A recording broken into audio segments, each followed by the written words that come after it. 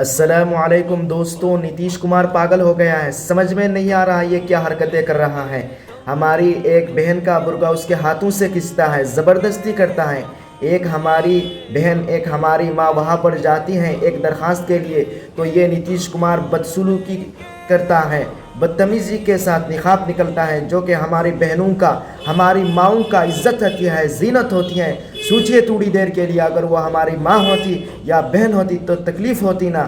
میں آج تمام مسلمانوں سے مؤدبانہ درخواست کرتا ہوں، خصوصاً بہار کے جو مسلمان ہیں ان سے بھی گزارش کرتا ہوں کہ نتیش کمار کو مجبور کیا جائے معافی مانگنے پر۔ وہاں پر جو اقتدار میں ہیں، جو مسلمانوں کے ووٹ لے کر آج وہاں پر 5 MLA بن گئے، ان کی ذمہ داری بنتی ہے کہ نتیش کمار کی گھر کا گھیراؤ کرے۔